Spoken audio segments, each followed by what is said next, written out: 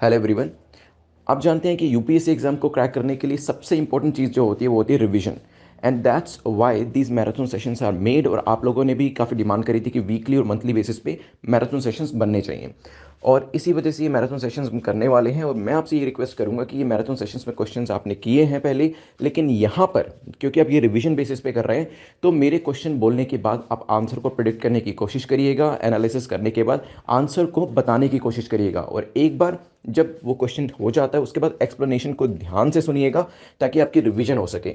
आप खुद भी कोशिश कर सकते हैं कमेंट सेक्शन में जितनी ज़्यादा से ज़्यादा चीज़ें आप रिकॉल करके लिख पाएँ। फॉर एग्जांपल, अगर कोई क्वेश्चन पूछा गया है जो कि एक मान लीजिए सतत स्कीम को लेकर एक क्वेश्चन पूछा गया, तो सतत को लेकर जितनी भी चीज़ें आपके ध्यान में आती हैं उसे आप कमेंट सेक्शन में लिखिएगा, ताकि आपकी तैयारी अच्छे से हो जाए। और ये जो रिवीजन सेशन आप कर रहे हैं, जो टाइम अपना यहाँ पर आप इन्वेस्ट कर रहे हैं, वो पूरे तरीके से आपका यूटिलाइज हो पाए, और एग्जाम के अंदर कोई भी चीज़ इन क्वेश्चंस में से जो पूछी जाएगी वो आपकी बिल्कुल करेक्ट होनी चाहिए। तो ये क्वेश्चंस आपको हेल्प करेंगे प्रीलिम्स के अंदर करंट अफेयर्स के पोर्शन को अच्छे से कम करने के लिए। एट द सेम टाइम, क्योंकि यहाँ पे इकोनॉमिक्स एंड दूसरी चीज़ें भी जो हैं, दूसरे सब्जेक्ट्स भी जो हैं, चाहे वो हिस्ट्री हो, ज्योग्राफी हो, वो भी करंट अफेयर्स में से पूछे जाते हैं, वो क्वेश्चंस भी यहाँ पर कवर किए गए। सो इन क्वेश्चंस को करें, रिवाइज करें इनको, और उसके बाद कमेंट सेक्शन में जितनी ज़्यादा से ज़्यादा चीज़ें रिकॉल करेंगे उतना मैराथन सेशंस आपको हेल्प करने वाले हैं। So all the best. ये आपका जो मैराथन सेशंस है वो शुरू हो रहे हैं, और उसे अच्छे से प्रैक्टिस करिए। पहले क्वेश्चन के ऊपर चलते हैं। The first question is asking about fishing cat. पूछ रहा है कि फिशिंग कैट किस राज्य का स्टेट एनिमल है। ठीक है, यहां पर किसका ये स्टेट एनिमल है fishing cat? Waste Bengal, Uttar Pradesh, Gujarat या फिर मध्य प्रदेश। मैं 10 सेकेंड्स का जो टाइमर है ये आपका शुरू कर देता हूं। आप जल्दी से मुझे बताएं क्या इसके अंदर करेक्ट आंसर होगा। बताइए बताइए, what should be the correct answer? You have 10 seconds, सोचिए क्या आंसर हो सकता है। यहां पे निहारिका राजपूत ने ए आंसर किया है, देन नेक्स्ट हमारा लवली मंडल ने ए आंसर किया है, तन्मय ने ए आंसर किया है, भरत गुप्ता ए आंसर है। चलिए गुड। देखिए, सबसे पहले तो अगर हम फिशिंग कैट की बात करें, इसका मतलब है हम एक ऐसी कैट की बात कर रहे हैं जिसको स्विम करना आता है, और स्विम करने के लिए आसपास ऐसी जगह भी तो होनी चाहिए। तो यूपी, गुजरात, यूपी और मध्य प्रदेश, यहां पर आपको ये फिशिंग कैट नहीं मिलेगी, क्योंकि जो आपकी कैट है वो यूजुअली आपको मैनग्रोव्स वाले एरियाज में दिखाई देगी या फिर सी के पास वाले एरियाज में दिखाई देगी। तो वेस्ट बंगाल, गुजरात थोड़ा सा सोचा जा सकता था कि इन्हीं में से कोई एक आंसर होगा। आंसर वैसे क्या है? वेस्ट बंगाल, जो आप लोगों ने दी है। तो अभी फिशिंग कैट दोबारा से न्यूज में थी। ये जानी किस लिए जाती है? देखिए, it's an umbrella species. Umbrella species वो होती हैं जो काफी, जिसको कीस्टोन स्पीसीज माना जाता है, जो इंपॉर्टेंट स्पीसीज होती हैं जिसके ऊपर आसपास का इकोसिस्टम डिपेंड करता है। ठीक है, तो वेटलैंड के अंदर इसे अम्ब्रेला स्पीसीज माना जाता है। But conservationist are now trying to raise awareness, क्योंकि वो ये कह रहे हैं कि इसका नंबर कम हो रहा है। ठीक है, जो फिशिंग कैट है इसका नंबर कम हो रहा है, दैट्स वाई यहां पर अवेयरनेस रेज करने की बात करी जा रही है, दैट्स वाई यहां पर ये न्यूज में थी। नाउ करेक्ट आंसर क्या हो जाएगा? A will be the correct answer. Let's move to next question. Anurag ने भी ज्वाइन कर लिया है, Lovely is also here. Next question बात करता है मंकी पॉक्स वायरस को लेकर बताएं कौन सी स्टेटमेंट आपकी करेक्ट है। मंकी पॉक्स वायरस को लेकर कौन सा कथन सही है? सिम्टम्स जो होते हैं मंकी पॉक्स वायरस के वो बिल्कुल स्मॉल पॉक्स जैसे होते हैं, may B the symptoms are less severe than small pox. इसके जो सिम्टम्स होते हैं ना, वो स्मॉल पॉक्स के कंपैरिजन में कम डेंजरस कह सकते हैं, लेस सीवियर होते हैं, ज्यादा नहीं दिखाई देते हैं, may be. Monkey pox cases are usually found in central and west Africa. इसके जो केसेस आपको ज्यादातर मिलेंगे वो वेस्ट अफ्रीका में, सेंट्रल अफ्रीका में दिखाई देंगे। 10 सेकेंड्स, सोचिए what should be the correct answer.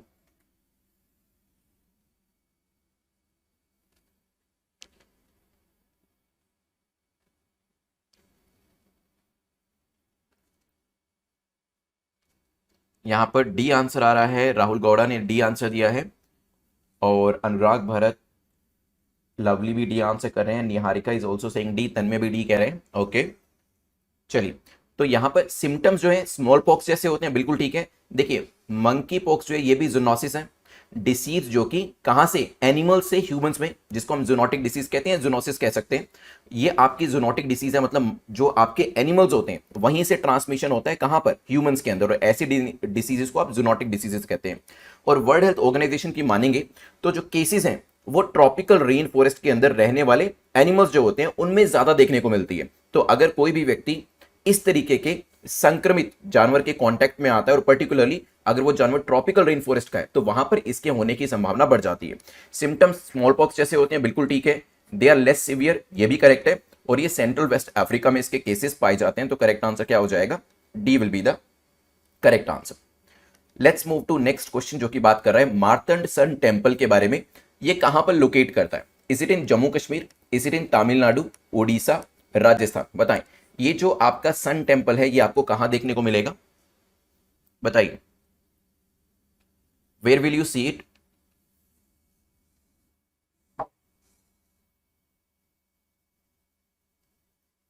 देखिए, 100 से ज्यादा पिलग्रिम्स जो थे उन्होंने अभी यहां पर प्रेयर्स अपनी करी।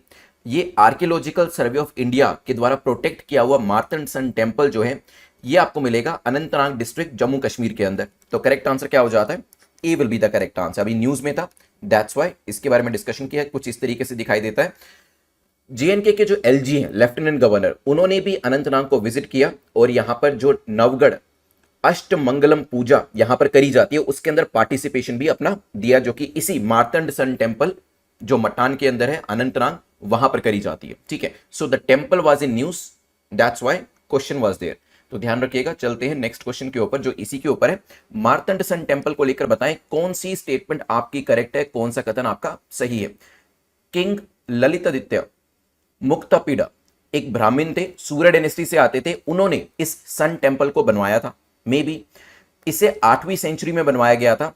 और इसके अंदर आपको गांधार, गुप्ता और चाइनीज तीनों का एक ब्लेंड दिखाई देगा इस टेम्पल के अंदर। देखिए, टेम्पल तो पीछे हमने देख लिया। अब सोचिए इसके अंदर किस किस का मिक्सचर आपको दिखाई दे रहा है। सोचिए, 10 सेकेंड्स आपके पास है और फिर देखते हैं किसका आंसर करेक्ट है।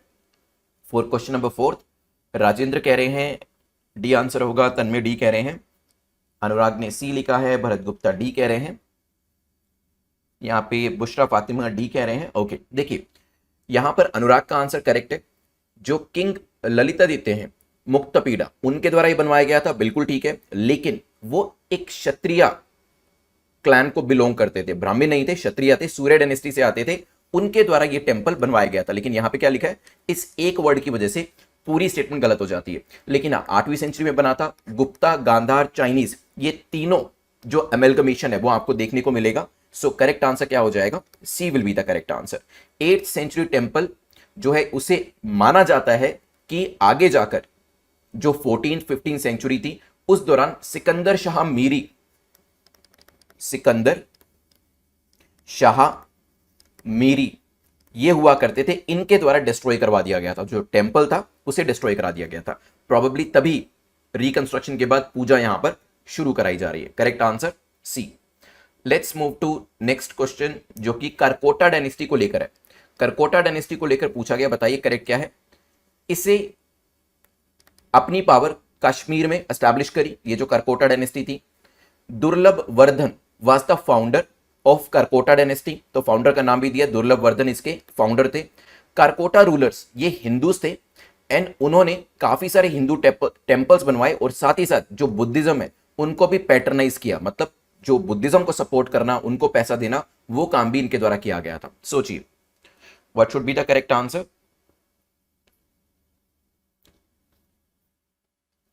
निहारिका ने और तन्मय ने डी लिखा है।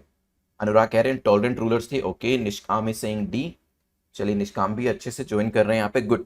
सो बिल्कुल ठीक है, यहाँ पर टॉलरेंट रूलर हुआ करते थे। कारकोता डायनेस्टी जो है इन्होंने अपनी पावर कश्मीर में ही बनाई और हिंदू टेम्पल्स तो बनवाए, बुद्धिज्म को भी इनके द्वारा सपोर्ट किया गया। तो बुद्धिस्ट के जो स्तूपास बनवाने थे उनका काम भी इनके द्वारा किया गया। तो बुद्धिस्ट स्तूपास हो गए।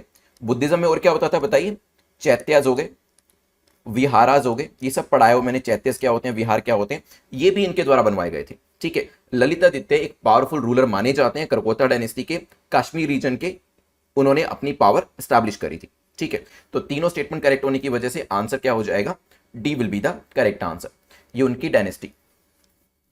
नेट 50 कूपन कोड को आप यूज कर सकते हैं अगर आप 2023 के लिए एग्जाम दे रहे हैं। ठीक है, 2023 की जो सीरीज है दैट इज अवेलेबल और वहां पे नेट 50 कूपन कोड यूज कर लीजिएगा। जो लोग इस साल एग्जाम दे रहे हैं उनको कोई भी सीरीज सब्सक्राइब नहीं करनी है।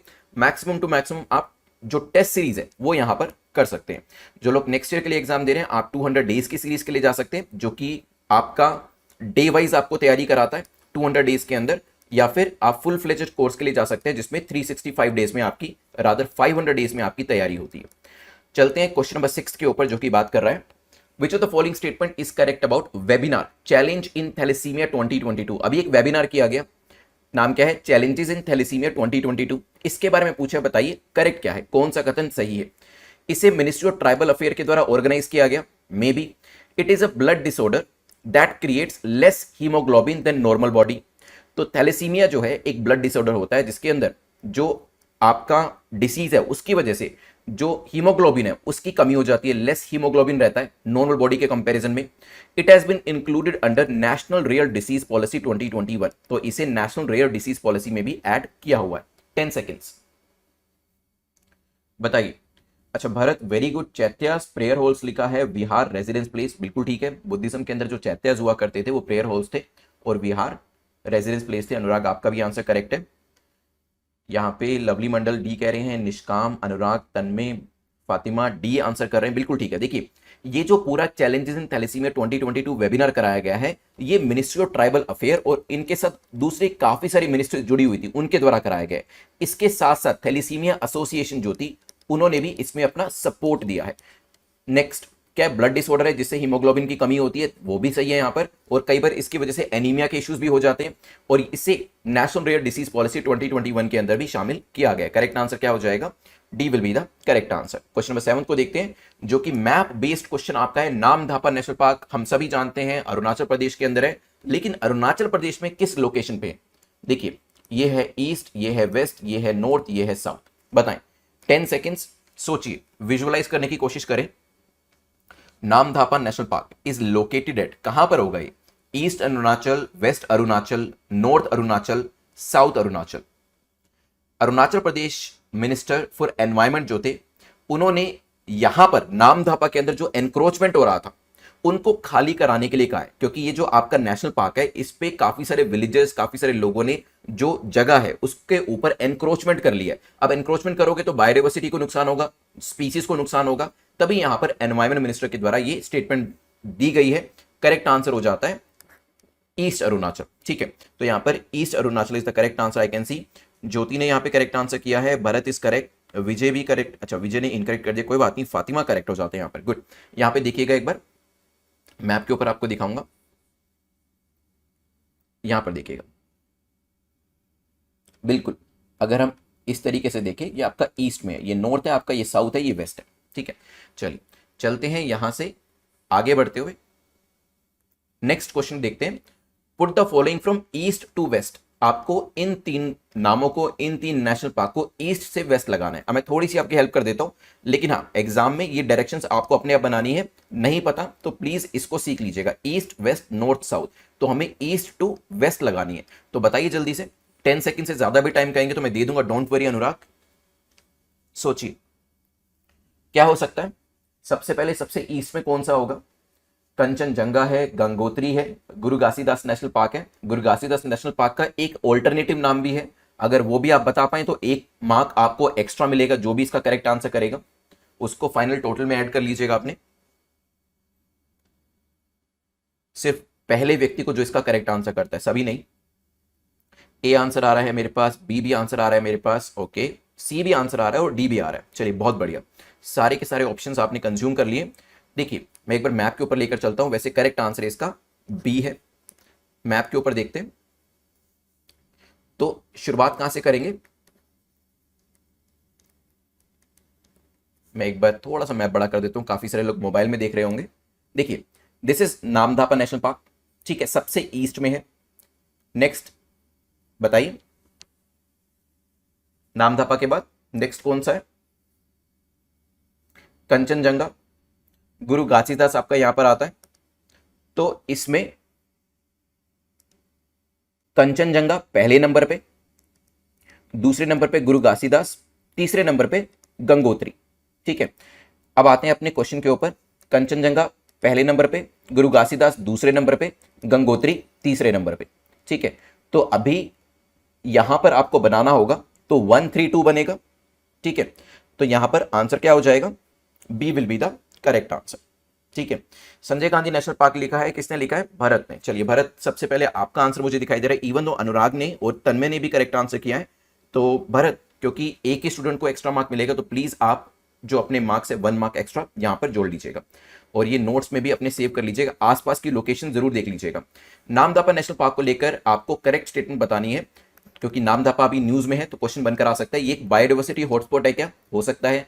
It is the second largest in size after Hemis, Hemis के बाद दूसरा सबसे बड़ा आपका नेशनल पार्क है, और इसे टाइगर रिजर्व जो है वो डिक्लेयर किया गया था 1983 के अंदर। 10 सेकेंड्स सोचिए क्या आंसर होगा, क्या ये बायोडाइवर्सिटी हॉटस्पॉट है क्या, मे बी, बताइए। So is it a biodiversity hotspot, answer is yes. क्या ये टाइगर रिजर्व डिक्लेयर किया जा चुका है 1983 में, that is also correct, but it is the third largest.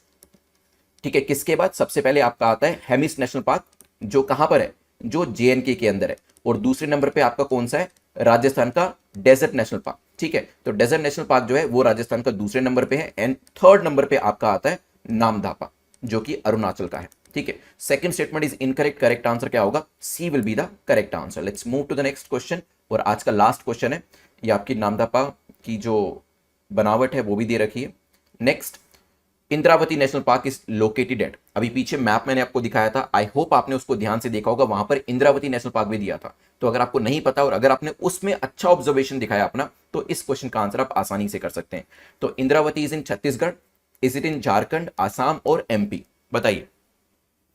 Shivani ने ए लिखा है, विजय ने ए लिखा है, Rajendra, Sonu, Anurag, Fatima, Nishkam, very good guys, so all of you are correct. चलिए गुड, तो करेक्ट आंसर क्या हो जाएगा, छत्तीसगढ़। यहां पर एक बार मैं आपको मैप के ऊपर भी दिखा देता हूं, आसपास की चीजें जरूर देखें। मैप आई होप अपने अपने रूम में लगा लिया होगा, अभी भी नहीं लगाया तो प्लीज लगा लीजिएगा। रोज आते जाते सबसे बेहतर तो होगा आप अपने डोर पे लगा लीजिए, अपने दरवाजे पे लगा लीजिए, बाहर वाली साइड या अंदर वाली साइड।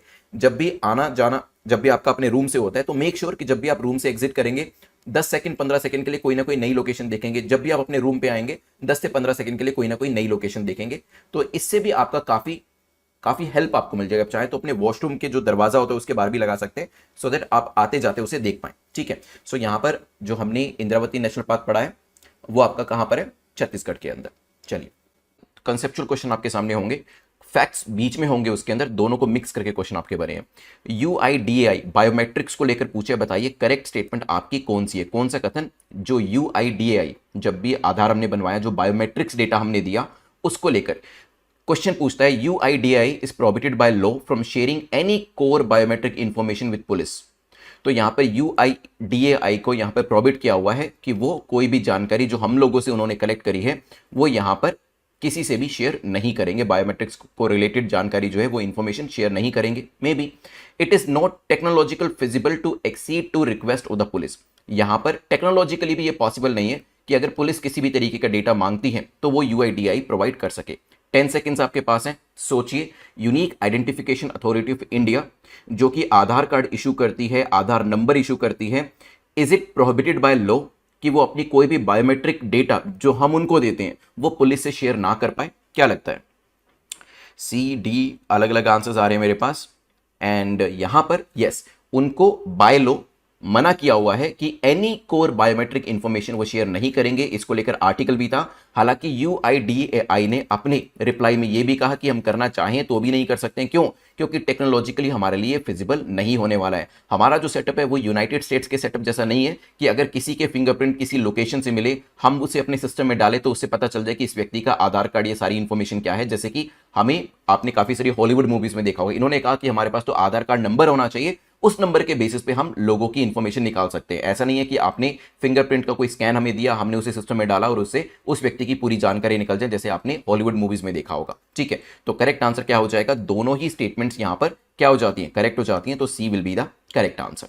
ठीक है, तो ये एक स्टेटमेंट रिलीज भी करी गई ताकि जनता का जो कॉन्फिडेंस है वो यूआईडीएआई और अपने बायोमेट्रिक डेटा को प्रोवाइड करने को लेकर बना रहे। आप जानते हैं बायोमेट्रिक इंफॉर्मेशन, आधार कार्ड के लिए 10 फिंगरप्रिंट्स आपकी स्कैन करी जाती है, तो ये जो फिंगरप्रिंट्स डेटा है, ये जो बायोमेट्रिक डेटा होता है, ये दिया जाता है। आपका आइरिस स्कैन, जो आपकी 2 आइरिस है उनका भी स्कैन यहां पे दिया जाता है, रेजिडेंट की फोटोग्राफ भी इसके अंदर ली जाती है और 12 डिजिट का इसके बाद एक यूनिक आइडेंटिफिकेशन नंबर और आधार कार्ड नंबर जिसे कहा जाता है वो यहां पर दे दिया जाता है। ठीक है, चलिए let's move to next question जो कि मिलता जुलता है। पूछा गया बताए दो स्टेटमेंट में से करेक्ट स्टेटमेंट आपकी कौन सी है। Aadhaar data can not be shared with anyone without any exception. Aadhaar का जो डेटा है वो किसी भी व्यक्ति के साथ साझा नहीं किया जा सकता और इसमें कोई एक्सेप्शन भी नहीं है। Only with the consent of resident data को शेयर किया जा सकता है। आपके पास 10 सेकेंड्स हैं, सोचिए क्या सिर्फ जो रेजिडेंट है जिसका वो डेटा है उससे पूछकर ये डेटा शेयर किया जा सकता है। सोचिए what should be the correct answer. क्या लगता है यहां पे क्या सही होगा सेकंड क्वेश्चन को लेकर। लवली ने सी लिखा है, ओके बाकी लोग बताइए। भरत डी कह रहे हैं, सुमित सी कह रहे हैं, अनुराग बी कह रहे हैं। देखिए सबसे पहले तो Aadhaar data can not be shared with anyone without any exception बहुत एक्सट्रीम स्टेटमेंट हो जाती है। ठीक है, Aadhaar data can be shared depend करता है कि रेजिडेंट उसके लिए अप्रूवल देता है कि नहीं देता है। तो जब मैं ये कहता हूं कि विदाउट एनी एक्सेप्शन, नहीं, आपसे अगर पूछ लिया जाए, रेजिडेंट से पूछ लिया जाए तो ये डेटा दिया जा सकता है। तो पहली स्टेटमेंट तो वैसे ही इनकरेक्ट हो गई। क्या रेजिडेंट से पूछकर ही ये डेटा शेयर किया जा सकता है और कोई भी तरीका नहीं है इसका? नहीं, ये भी अपने आप में एक एक्सट्रीम स्टेटमेंट हो जाती है, क्योंकि अगर हमें लगता है कि नेशनल सिक्योरिटी के लिए हमें कुछ डेटा लेना है और कोई व्यक्ति नहीं भी दे रहा है तो वहां पर इसे भी एक्सेप्शन बनाया जा सकता है। ठीक है, UIDAI हैज आल्सो सेड कि no Aadhaar data can be shared with anyone. लेकिन अगर रेजिडेंट की कॉन्सेंट है, जिसका आधार कार्ड है उसकी कंसेंट है, वो अगर कहे कि मेरा डेटा शेयर कर दो तो हम शेयर कर देते हैं। याद करिएगा ओटीपी आता है आपके पास जब भी आप आधार डेटा शेयर कर रहे होते हैं, ऑनलाइन बैंक अकाउंट खुलवा रहे हैं या फिर डीमेट अकाउंट खुलवा रहे हैं, तो क्या होता है आप अपना डेटा साझा करते हैं उस पर्टिकुलर सर्विस के साथ। फिर आधार की तरफ से, UIDAI की तरफ से आपको ओटीपी आता है कि आपका जो डेटा है वो ये व्यक्ति या ये फर्म या फिर ये कंपनी एक्सेस करना चाह रही है और आप उसमें ओटीपी डालकर अप्रूवल कर देते हैं। तो रेजिडेंट अगर चाहे तो उस डेटा को साझा किया जा सकता है, शेयर किया जा सकता है। एट द सेम टाइम अगर व्यक्ति नहीं भी चाह रहा तो भी नेशनल सिक्योरिटी का अगर इशू है वहां पर भी ये किया जा सकता है। तो यहां पर करेक्ट आंसर क्या हो जाएगा? D will be the correct answer. ठीक है, चलिए चलते हैं। यहां पे मुझे वैसे डी काफी कम लोगों ने आंसर किया, वैष्णवी का आंसर मुझे करेक्ट लगा और भरत ने भी करेक्ट आंसर। थोड़ा सा डिफिकल्ट क्वेश्चन था वैसे ये। चलिए चलते हैं नेक्स्ट, थोड़ा सा डिफिकल्ट था, थोड़ा सा मतलब नेस्टेड स्टेटमेंट्स इसमें दी गई थी। क्वेश्चन नंबर 3 को देखते हैं जो कि बात कर रहा है वीट को लेकर। ठीक है, वीट को लेकर यहां पर क्वेश्चन पूछे, बताइए करेक्ट स्टेटमेंट कौन सी है, कौन सा कथन आपका सही है। वार्म वेदर के अंदर गवर्नमेंट ने क्या किया, जो आने वाले टाइम में वीट का आउटपुट है, इसकी एक्सपेक्टेशन उसको रिड्यूस कर दिया कि जितना वीट हम पैदा करते थे उससे कम पैदा करेंगे इस बार। हो सकता है India is the largest producer of wheat in the world. India सबसे ज्यादा वीट को प्रोड्यूस करता है पूरी दुनिया के अंदर। और जो ये ड्रॉप की करने की बात करी गई, ये कहा गया कि बहुत लोकेशन पे तो 80% ऑफ द क्रॉप श्रिंकेज हमें देखने को मिलेगी। वहां पर जो प्रोडक्शन है वो 80% डाउन जा सकता है। नाउ देखिए इस तरीके के क्वेश्चन यूपीएससी में जब आते हैं तो आपको एकदम से पता चलना चाहिए कि कहीं ना कहीं पहली और तीसरी स्टेटमेंट क्या कर रही है, एक दूसरे को कॉम्प्लीमेंट कर रही है। बहुत बार क्या होगा, पहली स्टेटमेंट दूसरी को कॉम्प्लीमेंट कर रही होगी, या पहली तीसरी को कर रही होगी, दूसरी तीसरी को कर रही होगी, या फिर आपस में कॉन्ट्राडिक्शन कर रही होंगी। तो ये चीजें आपको रिकॉग्नाइज करनी है। तो यहां पर पहली और तीसरी स्टेटमेंट एक दूसरे को कॉम्प्लीमेंट कर रही है और वो दोनों सही भी है, क्योंकि इस बार हीट वेव की वजह से भी और वार्म वेदर की वजह से भी India's plan to be Asia's food bowl is in jeopardy. तो हम जो एशिया के अंदर एक फूड बाउल माने जाते थे वो इस बार शायद पूरा ना हो पाए, क्योंकि यहाँ पे क्राइसिस जो है फ्लोर प्राइसेस को लेकर भी और अदरवाइज प्रोडक्शन को लेकर भी देखने को मिल सकते हैं। जब हम बात करते हैं कि इंडिया लार्जेस्ट प्रोड्यूसर है, नहीं, India is the second largest producer. किसके बाद आता है हमारा नंबर, क्या कोई बता सकता है? बताइए। यहां पर पूनम का आंसर मुझे करेक्ट दिखाई दे रहा है, पूनम के बाद फातिमा का भी आंसर करेक्ट है। चलिए गुड, तो यहां पे करेक्ट आंसर क्या हो जाएगा? B will be the correct answer. ठीक है, तो अनप्रेसिडेंटेड हीट वेव्स जो हमें अपने देश के अंदर देखने को मिल रही है उसकी वजह से वीट का आउटपुट आपका कम हो सकता है आने वाले टाइम में, ये बताया जा रहा है। ठीक है, चलिए अगला क्वेश्चन भी वीट के ऊपर है। पूछा गया वीट को लेकर बताएं कौन सी स्टेटमेंट आपकी ठीक है, कौन सा कथन आपका करेक्ट है। एमएसपी जो होता है it is always over and above the price provided by traders. जो ट्रेडर्स प्रोवाइड प्राइस को प्रोवाइड करते हैं, जो पैसे को देते हैं, उससे एमएसपी ज्यादा ही होता है। प्रोबेबली दैट्स व्हाई लोग एमएसपी के ऊपर अपनी चीज को बेचते हैं, हो सकता है। Wheat procurement is undertaken by FCI. जो वीट का प्रोक्योरमेंट सरकार के द्वारा किया जाता है वो फूड कॉर्पोरेशन ऑफ इंडिया के द्वारा किया जाता है क्या? मे बी एफसीआई जो है it will fill the gap left by wheat with an increase allocation of rice. यहां पर अगर मान लीजिए वीट नहीं बचता है तो जहां पे वीट नहीं पहुंचाया जा सका वहां पर राइस को प्रोवाइड किया जा सकेगा। इस तरीके से एफसीआई काम करेगा। मे बी, देखते हैं, सोचिए what should be the correct answer. Answer करिएगा फॉर द फोर्थ क्वेश्चन। क्या हो सकता है? अनुराग ने अच्छा सी लिखा है, यहां पर फातिमा वैष्णवी राजेंद्र सी कह रहे हैं, विजय कुमार ने सी लिखा है, सुमित भी सी कह रहे हैं, that is the correct answer also see. मतलब आप कह रहे हैं कि एफसीआई टेक ओवर करता है, जो गेहूं खरीदने का काम है वो एफसीआई के द्वारा किया जाता है, और अगर गेहूं कम रहेगा तो वहां पे चावल प्रोवाइड कर दिया जाएगा। बिल्कुल ठीक है। इन मध्य प्रदेश, उत्तर प्रदेश, राजस्थान एंड गुजरात फार्मर्स जो है अपना जो गेहूं है उसको बेच रहे हैं किसको? ट्रेडर्स को, और ट्रेडर्स के साथ साथ एक्सपोर्टर्स को, क्योंकि फार्मिंग मैंने आपको बताया था farming is also business, business है। अब उनको अगर ट्रेडर्स और एक्सपोर्टर्स की तरफ से ज्यादा बेटर प्राइस मिलेगा, और इनको यहां पे 21 से 24 रुपए दाम मिल रहा है पर केजी, जो कि बेटर प्राइस है कंपेयर टू एमएसपी जहां पे 20 रुपए 15 पैसे दिया जाता है पर केजी। तो ये अपना गेहूं जो है ट्रेडर्स और एक्सपोर्टर्स को यहां पर बेच रहे हैं। ठीक है। कुछ क्वांटिटी फार्मर्स अपने पास भी रख रहे हैं, क्योंकि इनको लग रहा है कि आने वाले टाइम में जो प्राइस है वो बढ़ सकता है। अब यहां पर गवर्नमेंट को देखना पड़ेगा कि does it count in like holding या फिर नहीं, वो चीज यहां पर देखनी पड़ेगी, क्योंकि कई बार लोग क्वांटिटी को जानबूझकर अपने पास रखते हैं जिससे आर्टिफिशियल तौर पे प्राइसेस बढ़ भी जाते हैं। वो चीज बेसिकली नहीं करनी चाहिए, क्योंकि सरकार भी इस चीज के लिए काफी मना करती है। करेक्ट आंसर यहां पर सी हो जाएगा। चलते हैं यहां से आगे बढ़ते हुए नेक्स्ट क्वेश्चन के ऊपर। क्वेश्चन नंबर 5 बात कर रहा है, जो कि बेहाली रिजर्व को लेकर है। Behali reserve forest is recently granted status of wild life sanctuary. अभी जो ये रिजर्व फॉरेस्ट एरिया था इसको वाइल्ड लाइफ सेंचुरी का स्टेटस दिया गया है बेहाली को। ये कहां पर लोकेट करता है? Is it in Arunachal, Arunachal Pradesh में है, आसाम में, एमपी में, या फिर तमिलनाडु? 10 सेकेंड्स सोचिए, what should be the correct answer, बताइए। यहां पर 5th का आंसर दिया है बी सुमित ने, दिव्या ने भी बी लिखा है, ज्योति ने बी लिखा है, प्रतीक्षा भी बी कह रहे हैं, अंकुशा नेगी ने बी लिखा है। ओके, राइनो स्टेट लिखा है भरत ने, बिल्कुल ठीक है। आसाम काजीरंगा को याद आ गया होगा भरत को, बिल्कुल ठीक है। So correct answer is B. Assam government ने अभी ग्रांट किया है वाइल्ड लाइफ सेंचुरी स्टेटस इस बेहाली रिजर्व फॉरेस्ट को थ्रू अ प्रिलिमिनरी नोटिफिकेशन। ये स्टेटस देने का मतलब यह है कि अब यहां पर जो प्रिजर्वेशन है और भी बेटर तरीके से किया जा सकेगा। ठीक है। अगर आप देखेंगे यहां पर बाकी चीजें देखिए, काजीरंगा कहां पर है? साउथ में। नामेरी कहां पर है? वेस्ट में। तो लोकेशन इसकी काफी इंपॉर्टेंट है। जो आपका समर डिस्काउंट है नेट 50, इट इज अवेलेबल। तो जो लोग 2022 के लिए एग्जाम दे रहे हैं वो तो टेस्ट सीरीज जो है अपनी करते रहिएगा। नए नोट्स आपको परचेज नहीं करने हैं, नए कोर्सेज अभी आपको बिल्कुल भी नहीं लेने। जो ऑलरेडी आपने किया हुआ है उसी को ही रिवाइज करिएगा, बट हाँ टेस्ट सीरीज अपनी करते रहिएगा, वो काफी जरूरी है। जो लोग नेक्स्ट ईयर एग्जाम दे रहे हैं आप 200 डेज की सीरीज के लिए जा सकते हैं, जहां पर आप डे वाइज तैयारी कर सकते हैं। डे 1 2 3 अप टू 200 डेज में आपकी स्टैटिक की और जो आपके करंट अफेयर्स है उसकी तैयारी कंप्लीटली हो जाएगी। काफी सारे स्टूडेंट्स जो अभी इस लाइव लेक्चर में भी हैं उन्होंने भी इसमें एनरोल किया है, तो आप उनसे भी फीडबैक ले सकते हैं। नेक्स्ट क्वेश्चन, क्वेश्चन नंबर 6 को देखते हैं, जो कि बात कर रहा है बेहाली वाइल्ड लाइफ सेंचुरी को लेकर ही पूछा गया। आप बताएं इसको लेकर करेक्ट स्टेटमेंट कौन सी है? The forest is part of greater Sonipat east elephant reserve. तो ये जो है पूरा फॉरेस्ट ये किसका पार्ट है? ये एक एलिफेंट रिजर्व का पार्ट है। May be Nameri national park जो है इसकी वेस्टर्न लोकेशन में है। May be Kaziranga national park इसकी सदर्न लोकेशन में है। May be 10 seconds. देखिए अगर पिछला फोटो आपने सही तरीके से देखा, जो मैंने आपको इमेज दिखाई थी, जो लोकेशन दिखाई थी, अगर वो आपने सही तरीके से देखा है then you can easily answer this question. बताइए। अंकुशा ने सी लिखा है, फातिमा ने डी लिखा है, दिव्या ने डी लिखा है, अनुराग डी कह रहे हैं, वैष्णवी डी कह रहे हैं। देखिए एक बार इमेज को दोबारा देखिए, नामेरी कहां पर बताया जा रहा है? वेस्ट में। और काजीरंगा कहां बताया जा रहा है? साउथ में। एक बार मैप के ऊपर देखते हैं और भी बेहतर तरीके से पता चलेगा कौन सी चीज कहां पर लोकेट करती है। नामेरी वेस्ट में है, बिल्कुल नामेरी इसके वेस्ट में है। काजीरंगा साउथ में है, काजीरंगा साउथ में। तो ये दोनों स्टेटमेंट्स तो हो जाती हैं आपकी करेक्ट। ठीक है, तो मैप की चिंता आपको नहीं करनी है, बट हाँ यहाँ पर एलिफेंट रिजर्व का पार्ट है, बिल्कुल ठीक है। मई 2022 असम गेजेट के अंदर गवर्नर ऑफ असम ने प्रपोज किया कि ये जो रिजर्व फॉरेस्ट है इसे वाइल्ड लाइफ सेंचुरी बना देना चाहिए। It is also recognise as an important bird area. इसे 1994 के अंदर ही इंपॉर्टेंट बर्ड एरिया बना दिया गया था और एक की बायोडाइवर्सिटी एरिया 2004 में बना दिया गया था। ठीक है, करेक्ट आंसर क्या हो जाएगा? D will be the correct answer. Location देख लीजिए।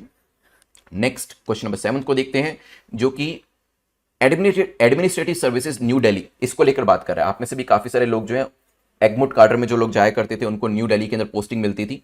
तो इसको लेकर आपको बताना है करेक्ट स्टेटमेंट कौन सी है। These services are currently controlled by LG. ये लेफ्टिनेंट गवर्नर के कंट्रोल में आती है administrative services. May be it is outside the purview of NCT government. NCT government जो नेशनल कैपिटल टेरिटरी की जो गवर्नमेंट है उनके परव्यू के बाहर ये सर्विसेज एग्जिस्ट करती हैं। मे बी आर्टिकल 239AA जो है उसने दिल्ली को एक स्पेशल स्टेटस दिया है और ये आर्टिकल कॉन्स्टिट्यूशन के अंदर अवेलेबल है। 10 सेकेंड्स सोचिए और आंसर करिए। What should be the correct answer? LG के बीच में, सीएम के बीच में नोकझोंक चलती रहती है और ये पुराना इशू है काफी। एडमिनिस्ट्रेटिव सर्विस को लेकर हो, पुलिस किसके अंडर में आएगी इसको लेकर हो, दिल्ली को फुल स्टेटहुड देने की बात करी जाए उसको लेकर हो, यहां पर भी करंट डिस्प्यूट जो है वो कंट्रोल ऑफ सर्विस को लेकर चल रहा है, क्योंकि अगर आप रूल्स एंड रेगुलेशन देखोगे उस हिसाब से जो एडमिनिस्ट्रेटिव सर्विसेज होती हैं वो एलजी के अंतर्गत आती है, जो सीएम को चीज पसंद नहीं आ रही है। हाई कोर्ट ने डिक्लेयर किया था that it is illegal that the appointment made by NCT government to some services post. तो बहुत सारी पोस्ट के ऊपर आप जानते हैं सेक्रेटरी लेवल के लोग होते हैं और वहां पर वो आईएएस ऑफिसर ही बनते हैं। तो यहां पर कुछ पोस्टिंग्स ऐसी करी गई थी एनसीटी गवर्नमेंट के द्वारा, लेकिन हाई कोर्ट ने कहा कि आप इसे नहीं कर सकते। इसका जो पूरा का पूरा ये कार्य करने का पावर है वो एलजी के पास है, लेफ्टिनेंट गवर्नर के पास है। ठीक है, दिल्ली गवर्नमेंट ने इस चीज को लेकर एक अपील भी दायर करी सुप्रीम कोर्ट के अंदर कि हाई कोर्ट की जजमेंट से हम इत्तेफाक नहीं रखते हैं, हम उसे चाहते हैं कि आप रिवाइज कर दीजिए। खैर, अभी तक तो मामला यही है कि ये पावर एलजी के पास है। दैट्स वाई जो दिल्ली के सीएम है वो यहां पर फील करते हैं कि उनके पास ज्यादा कुछ पावर नहीं है, क्योंकि पुलिस तो वैसे ही उनके पास नहीं है और साथ ही साथ जो एडमिनिस्ट्रेटिव सर्विसेज होती है वो भी उनके दायरे में नहीं आती है। It is outside the NCT government. पहली दो स्टेटमेंट अगर आप देखेंगे वो एक दूसरे को कॉम्प्लीमेंट कर रही है। ठीक है, एलजी के पास आती है मतलब एनसीटी गवर्नमेंट के पास नहीं आती है। और यस, ये क्यों होता है? क्योंकि 239AA के अंदर दिल्ली का स्टेटस जो है वो स्टेटहुड वाला स्टेटस नहीं है, इसका एक स्पेशल स्टेटस है। इसी वजह से आंसर क्या हो जाएगा? D will be the correct answer. Let's move to next question. 239AA जो है इसे हमारे संविधान के अंदर ऐड किया गया था। कौन सी अमेंडमेंट करी गई थी? 69th amendment, 96, 101st, none of the above. 10 seconds आपके पास है, सोचिए फिर करते हैं डिस्कशन इसको लेकर। बताएं कौन से संशोधन के साथ 239AA जो था इसको हमारे संविधान के अंदर ऐड किया गया था। सेक्शन 3 ऑफ द आर्टिकल बहुत सारी चीजें कहता है। वैसे मैं आपको बताऊं तीन चीजें, PPL, पीपल जिसको कहा जाता है, ये तीन चीजें जो है ये दिल्ली के पास नहीं है, जिसमें आता है आपका पब्लिक ऑर्डर, पुलिस और लैंड। ठीक है, तो यहां पर जो आपके यूटी की जो गवर्नमेंट है उनके पास ये तीन एरिया जो है वो अवेलेबल नहीं है। ठीक है, तो कॉन्करेंट लिस्ट में, स्टेट लिस्ट में बहुत सारी चीजें उनके अंडर में आती हैं, लेकिन PPL, पीपल, जिसका मतलब है public order, police and land, ये उनके पास नहीं आती। दैट्स वाई दिल्ली के अंदर जो कंट्रोल है पुलिस के ऊपर खास तौर पे वो यूनियन होम मिनिस्ट्री का रहता है, दिल्ली का नहीं रहता है। याद रहेगा? चलिए, और पोस्टिंग्स भी जो यहां पर करी जाती है उसमें जो एलजी है उनका रोल मुख्य रहता है। Now 69th amendment is the correct answer, जिसके थ्रू 239AA को ऐड किया गया था। क्वेश्चन नंबर 8 को देख लेते हैं आगे, 9 को रादर। यहां पर आपको सामने कुछ पेयर्स दिए हैं, फेसबुक के सामने दिए माइंड्स, रेडिट के आगे दिए एथर, ट्विटर के आगे दिए मैस्टोन। आपको मैच करना है कि कौन किससे रिलेट करता है। थोड़ा सा डिफिकल्ट लग सकता है कुछ लोगों को, लेकिन हाँ 10 सेकेंड्स का टाइम दे देता हूं। ये ऑल्टरनेटिव्स हैं। बहुत से लोग फेसबुक यूज करना पसंद नहीं करते, वो इसकी जगह कोई ऑल्टरनेटिव को यूज करते हैं, बट क्या वो ऑल्टरनेटिव मैस्टोडोन है, एथर है, माइंड्स है? कुछ लोग रेडिट को यूज नहीं करते, ट्विटर को यूज नहीं करते, और खास तौर पर जब से मस्क ने ट्विटर को एक्वायर किया, बहुत सारे लोग जो हैं वो इस चीज को पसंद नहीं करे। जो लोग इलॉन मस्क को पसंद नहीं करते और वो ट्विटर को छोड़कर किसकी तरफ जा रहे हैं? मैस्टोडोन की तरफ जा रहे हैं। ठीक है, हालांकि इस तरीके के बहुत सारे आपको जो सोशल मीडिया प्लेटफॉर्म्स है वो आते और जाते हुए दिखाई देंगे, क्योंकि जो लोग ऑलरेडी एस्टेब्लिश कर चुके हैं उनको रिप्लेस करना ऑलमोस्ट इंपॉसिबल सा हो गया। ठीक है, तो फेसबुक का ऑल्टरनेटिव माइंड्स है, जो बहुत कम लोग शायद यूज करते होंगे, रेडिट, एथर, ट्विटर, मैस्टोडोन। तो करेक्ट आंसर क्या हो जाएगा यहां पर? D will be the correct answer. Elon Musk की वजह से ये न्यूज में था, क्योंकि कुछ लोग ट्विटर छोड़ के अब नए प्लेटफॉर्म की तरफ जा रहे थे। यहां पर आप 500 वर्ड्स, 500 कैरेक्टर लिख सकते हैं, तो यहां पर आपको और भी ज्यादा लीवे मिलता है। नेक्स्ट क्वेश्चन जो है क्वेश्चन नंबर 10 आपसे इथेनॉल को लेकर पूछ रहा है इथेनॉल को लेकर बताएं कौन सी स्टेटमेंट आपकी करेक्ट है, कौन सा कथन सही है। ये एक प्रिंसिपल बायोफ्यूल है क्या ये बायोफ्यूल है? हो सकता है। It is produce by fermentation of sugar के फर्मेंटेशन से इसे बनाया जाता है, एंड इसकी मेडिकल एप्लीकेशन और एंटीसेप्टिक एप्लीकेशन भी है। सोचिए 10 सेकेंड्स, क्या आंसर होगा इसका? रिसेंटली हमने देखा कुछ जगहों पर इंडिया 9.99% ब्लेंडिंग पहुंच चुका है। हमने टारगेट सेट किया कि हम 10% ब्लेंडिंग कब तक अचीव करेंगे, 20% ब्लेंडिंग कब तक अचीव करेंगे, 25% कब तक करेंगे। ये मैंने आपको पढ़ाया हुआ है, अगर आप रिकॉल कर पाए तो बताइएगा कि पर ईयर हमारे टारगेट क्या है।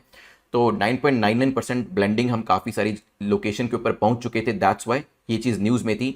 नेशनल बायोफ्यूल पॉलिसी की बात करें जो 2018 में आई थी, उसने प्रोवाइड किया था इंडिकेटिव टारगेट। इंडिकेटिव मतलब जो आपका एक तरीके का रफ टारगेट था। 20% एथेनॉल ब्लेंडिंग की बात करी थी इसके अंदर, एंड 5% ब्लेंडिंग की बात करी थी बायोडीजल की इन डीजल बाय 2030। ठीक है, तो 20% ethanol blending in petrol 20% ethanol blending in petrol और 5% blending of biodiesel in diesel. ये 2030 तक की बात करी थी, लेकिन उसके बाद प्रधानमंत्री ने टारगेट्स जो थे उसे प्रीपोन भी किया है। यहां पर हमारी तीनों स्टेटमेंट जो है वो करेक्ट है। करेक्ट आंसर क्या हो जाएगा? D will be the correct answer. Presidential election काफी ज्यादा न्यूज में है, तो इसके बारे में यहां पर दो क्वेश्चन बैक टू बैक हम देखने वाले हैं। तो जब हम प्रेसिडेंशियल इलेक्शन की बात करते हैं, इनमें एक इलेक्टोरल कॉलेज भी होता है जो कि वोट करता है कि किसको प्रेसिडेंट बनाना चाहिए। उसी के बारे में पूछे कि बताइए इलेक्टोरल कॉलेज जो प्रेसिडेंशियल इलेक्शन का है, इनमें कौन कौन शामिल होते हैं? क्या हम लोकसभा के इलेक्टेड मेंबर्स को इस इलेक्टोरल कॉलेज के अंदर शामिल करते हैं?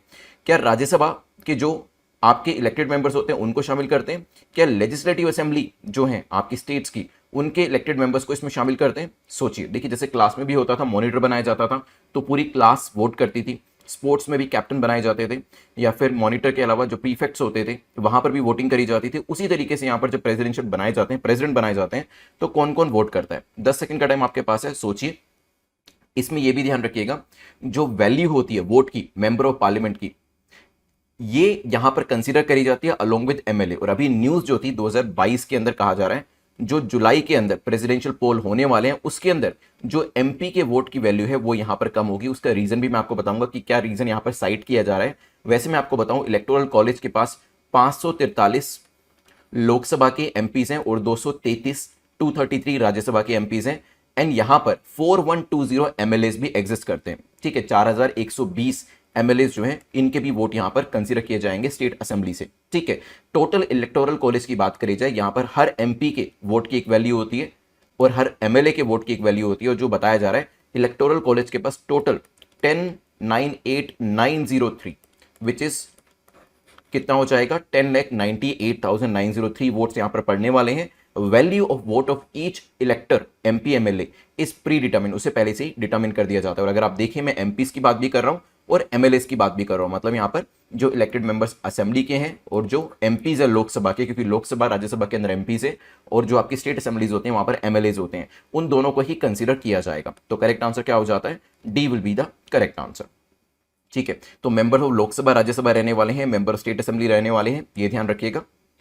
नाउ अब आते हैं अपने क्वेश्चन के ऊपर कि ये जो न्यूज आई कि वैल्यू ऑफ द वोट जो यहां पर है वो कम होने वाली, वो क्यों आई? देखिए, value of vote of member of parliament for its first presidential election जो 1952 में हुए थे, वहां पर वैल्यू ऑफ वोट कितनी थी? 494। ये ऊपर नीचे होती रहती है। अगर हम बात करें इसके बाद जब नेक्स्ट इलेक्शन हुए 1957 के अंदर, तो वहां पर वैल्यू कितनी थी? 496। नेक्स्ट यहां से हम आगे बढ़े 1962 के अंदर वैल्यू थी 493। याद नहीं करनी आपको, सिर्फ आप एक बार ट्रेंड देखिएगा कि कैसे ये ऊपर नीचे जा रही है। 1967 के अंदर 576। हम थोड़ा सा आगे आते हैं, 1974 के अंदर जो वैल्यू थी 723 थी, और आगे जाकर ये कितनी हो जाती है? 702 रहती है 1977 से 1992 तक। अभी आप जानते हैं जेएनके जो स्टेट हुआ करता था, अब वो क्या है? वो एक यूनियन टेरिटरी बन चुका है। इसी वजह से तब्दीली देखी जाएगी यहां पर नंबर ऑफ एमपीस एमएलएस के अंदर, एंड दैट्स व्हाई जो नंबर ऑफ वोट्स है और वोट की जो वैल्यू है उसके अंदर भी हमें एक चेंज देखने को मिलेगा। ज्यादा इंफॉर्मेशन नहीं दे रहा हूं क्योंकि अगला क्वेश्चन इसी से मिलता जुलता है। यहां पर पूछा गया है, which of the following statement is correct about UTs eligibility to vote in presidential election?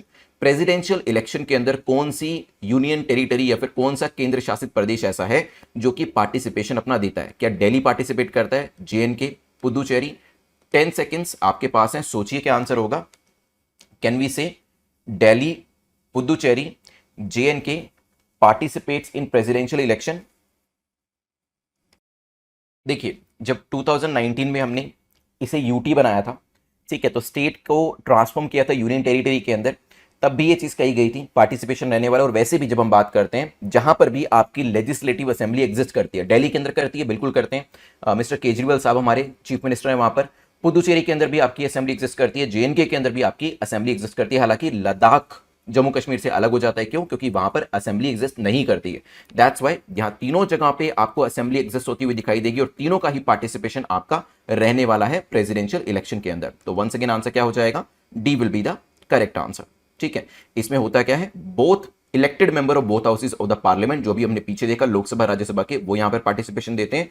Elected member legislative assembly के भी पार्टिसिपेशन देते हैं, लेकिन ध्यान रखिएगा क्या लिखा है यहां पर, nominated members they are not eligible to vote. Nominated members की एलिजिबिलिटी नहीं होती है। ठीक है, क्वेश्चन नंबर 3 पे जाने से पहले आप में से कुछ लोगों ने जो इंटरनेशनल सिक्योरिटी के ऊपर जो बुक है वो मुझसे पूछी थी, उसके बारे में मैंने आपको यहाँ पर बताया। इसका लिंक जो है नीचे डिस्क्रिप्शन में आपको मिल जाएगा। इसमें मैंने आपको ये चीज़ें भी बताई है कि कौन कौन से इंपॉर्टेंट टॉपिक्स हैं। देखिए, जब भी हम बुक परचेस करते हैं उसमें से बहुत सारे ऐसे एरियाज होते हैं जो हमारे एग्जाम के लिए इंपॉर्टेंट होते हैं, और कुछ ऐसे एरियाज होते हैं जो एग्जाम के लिए इंपॉर्टेंट नहीं भी होते हैं। वो सारी चीज़ें मैंने आपको बताई। जो करंट एरियाज हैं, पर्टिकुलरली कोविड की बात कर लीजिए, वहां पर कवरेज आपको करना चाहिए, क्योंकि वहां पर क्वेश्चन आपके आ सकते हैं। सो प्लीज आप इस चीज को चेकआउट कर सकते हैं। तो फर्स्ट ऑफ ऑल सबसे इंपॉर्टेंट सोर्स तो है आपका न्यूज़पेपर। तो न्यूज़पेपर में आपके जो इंटरनल सिक्योरिटी के इश्यूज आते हैं उसको आपको अच्छे से कवर करके चलना है, बिकॉज क्वेश्चंस आने के चांसेस वहीं से ज़्यादा होते हैं, क्योंकि वो आपके करंट एरियाज होते हैं। Otherwise if you want to go for a book also, तो internal security by McGraw Hill Pavneet Singh, this book is also good. यहाँ पर आपको काफ़ी सारे ऐसे इश्यूज मिलेंगे जिसको आप एग्जाम के लिए पढ़ के जा सकते हैं। पूरी बुक को कवर नहीं करना है, ध्यान से सुनिएगा। कुछ ऐसे इंपॉर्टेंट एरियाज हैं जो आप यहाँ से कवर कर सकते हैं, जैसे कि जो करंट अफेयर्स के एरियाज होते हैं। कोविड-19 जो अभी रीसेंट टॉपिक है, यहां पर भी प्रीलिम्स मेंस के अंदर, खासतौर पे मेंस के अंदर टॉपिक आपका बनकर आ सकता है, तो आप इसको कवर कर सकते हैं। कोविड-19 के अलावा जैसे एडवांस टॉपिक्स की बात करें तो एफ्सपा को इसमें कवर किया। अब वैसे एफ्सपा मुद्दा तो 50 साल पुराना है, 60 साल पुराना है, बट अभी 2 दिन पहले प्राइम मिनिस्टर न्यूज में थे और उन्होंने कहा कि नॉर्थ ईस्ट में से जो एफ्सपा है उसको पूरी तरीके से हटाया जा सकता है। तो ये जो इश्यू था दोबारा से न्यूज में था, तभी ये आपके एग्जाम के लिए और भी इंपॉर्टेंट हो जाता है।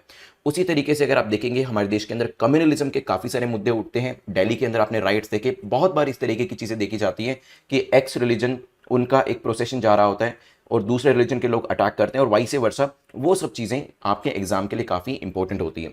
एट द सेम टाइम अगर आप देखेंगे अभी रिसेंटली जो नए एरियाज आने लगे हैं उसके अंदर हमारा साइबर सिक्योरिटी का मुद्दा सबसे इंपॉर्टेंट हो जाता है। साइबर स्पेस और साइबर सिक्योरिटी को भी यहाँ पर आप इस बुक में से कवर करके जा सकते हैं, जिसमें आपका ब्लॉकचेन हुआ, big data, artificial intelligence, these are the important areas, और ये आपके करंट एरियाज ही हैं। देन अभी जब फार्म प्रोटेस्ट हो रहा था उस टाइम पर, ज़्यादा पुरानी ये आपकी इशू नहीं है, 1 साल पुराना आपका इशू है, और प्रोटेस्ट जो कंक्लूड हुआ वो तो अभी कुछ महीने पहले ही हुआ। वहाँ पर भी अर्बन नक्सल्स करके जो आपकी टर्म आई थी वो आपको सुनने को मिली थी। अब इसी तरीके की चीज़ें आपके मेंस एग्जाम में आ जाती हैं और फिर हमें लगता है कि अब इसमें आंसर क्या करें। ठीक है, तो ये जो आपके एडवांस इश्यूज हैं उनको आप कवर कर सकते हैं बुक में से, जिनको यहाँ पर अच्छे से कवरेज दी गई है। तो पूरी बुक को आपको कवर नहीं करना है, बट हाँ जो इंपॉर्टेंट एरियाज है वो कुछ कुछ मैंने आपको यहाँ पर बता दिए हैं, उनको आप अच्छे से कवर करके जाइएगा आपके एग्जाम के लिए। And this particular book is going to help you, but at the same time याद रखिए मैंने आपको क्या बताया, न्यूज़पेपर को नहीं छोड़ना है। न्यूज़पेपर में जो मुद्दे आते हैं, जो इश्यूज आते हैं, उसको तो आपको कवर करना ही करना है। एंड आप साथ में जो बुक है इसको एक सप्लीमेंट के तौर पर कॉम्प्लीमेंट करने के लिए अपनी स्टडी को यूज कर सकते हैं। चलिए, इसका लिंक नीचे डिस्क्रिप्शन में दिया गया, आप देख लीजिएगा। चलते हैं क्वेश्चन नंबर 3 के ऊपर। Where does Malayali tribe community reside as the largest scheduled tribe? ये जो आपकी मलयाली ट्राइबल कम्युनिटी है ये कहां पर रिसाइड करती है? रिसेंटली न्यूज में थी। इज इट इन तमिलनाडु, असम, कर्नाटका या फिर मध्य प्रदेश? देखिए 10 सेकेंड्स में आपके शुरू कर देता हूं। वैसे मैं आपको बताऊं, they are the largest scheduled tribe in the particular state, and इनको 3 पार्ट्स में डिवाइड किया गया। एक है आपके परिया मलयालीस जो कि शेवरोई के पास रहते हैं, नाडू मलयालीस लिख देता हूं मैं यहां पर आपको, ताकि एग्जाम के लिए आपके नोट्स भी बन जाए, आप चाहें तो नोट डाउन कर भी सकते हैं। परिया मलयालीस आपके रहेंगे, नाडू मलयालीस इसके अंदर रहने वाले हैं जो कि आपके पच्चई मलईस एरिया से आते हैं, और फिर आपके आता है चिन्ना मलईस। ठीक है, और ये कहां से आते हैं? ये कोल्लई मलईस एरिया से आते हैं। कहां पर मिलेंगे? तमिलनाडु के अंदर। ए यहां पर करेक्ट आंसर हो जाता है। लार्जेस्ट शेड्यूल्ड ट्राइब है कहां की? तमिलनाडु की। ए आपका करेक्ट आंसर हो जाएगा, ध्यान रखिएगा। यहां पर क्वेश्चन नेक्स्ट हम ट्राइबल कम्युनिटी के ऊपर ही देखेंगे जो कि मलयाली को लेकर ही है। 2 स्टेटमेंट्स यहां पर दिए हैं और आपको बताना है कि करेक्ट स्टेटमेंट आपकी कौन सी है। They are the hill farmers, ये फार्मिंग करते हैं, जो ट्राइबल लोग हैं हिल फार्मिंग के अंदर अपने आप को इन्वॉल्व करते हैं। May be they reside in the western Ghat of Tamil Nadu. कहां पर रहते हैं? तमिलनाडु के वेस्टर्न घाट के अंदर रहते हैं। 10 सेकेंड्स का टाइम मैंने आपको दिए, सोचिए, फिर करते हैं डिस्कशन इसको लेकर। क्या होगा आंसर? चलिए देखिए, सबसे पहले तो ये चीज ध्यान रखिएगा, तमिलनाडु के नॉर्दर्न एरिया में आपको जो मलयालीज हैं वो मिलेंगे। और यहां पर बात करी जाए, यस हिल फार्मिंग के अंदर अपने आप को इन्वॉल्व करते हैं, लेकिन ये आपको कहां मिलेंगे? ईस्टर्न घाट। ठीक है, कहां मिलेंगे? ईस्टर्न घाट में, वेस्टर्न घाट में नहीं, ईस्टर्न घाट में आपको मिलेंगे। So Malayali is a tribal community जो कि eastern Ghat of northern Tamil Nadu में आपको मिलेंगे। द नेम जो है इनका कहां से आते हैं? मलाई आलम से। मलाई प्लस आलम, विच मीन्स, इसका मतलब क्या है? मलाई मीन्स और alam means, it means hill place, तभी यहां पर हिल फार्मिंग करते हुए आपको जो लोग हैं वो दिखाई देंगे, हिल प्लेस। इट डिनोट्स कि ये लोग हिल एरिया के अंदर रहते हैं। Correct answer will be A only. Let's move to next question which is question number 5, जो कि ग्रीन मैन्योर को लेकर है पूछा गया। ग्रीन मैन्योर को लेकर बताएं कौन सी स्टेटमेंट आपकी करेक्ट है, कौन सा कथन आपका सही है। ग्रीन मैन्योर्स जो हैं वो क्रॉप्स हैं, they are grown specifically for maintaining soil fertility and structure. Soil fertility को बनाए रखने के लिए ग्रीन मैन्योर्स का इस्तेमाल किया जाता है क्या, और ये क्रॉप्स होती हैं क्या। मे बी ग्रीन मैन्योर की जो वेराइटी है ये इनकॉर्पोरेट करी जाती है सॉइल के अंदर जब क्रॉप 40 to 56 डेज ओल्ड हो जाती है। सोचिए क्या 42 से 56 दिनों के बाद इसे या इसी के बीच में इसे इन्वॉल्व किया जाता है, इनकॉर्पोरेट किया जाता है। सोचिए, देखिए रिसेंटली हुआ क्या, स्टेट का जो एग्रीकल्चर डिपार्टमेंट था उसने प्रमोट करना शुरू किया कि हमें ग्रीन मैन्योर को कल्टीवेट करना चाहिए, और पंजाब के अंदर तो ये बहुत ज्यादा किया जा रहा है। ठीक है, पंजाब के अंदर ये काफी ज्यादा किया जा रहा है ताकि वहां पर फर्टिलिटी जो सोइल की है वो भी बनाए रखी जा सके। एंड यस 40 to 56 डेज के अंदर इसे इंकॉर्पोरेट किया जाता है जिससे कि सोइल की फर्टिलिटी और सोइल का स्ट्रक्चर दोनों ही बेहतर तरीके से बने रहते हैं। ठीक है, let's move to next question which is question number 6।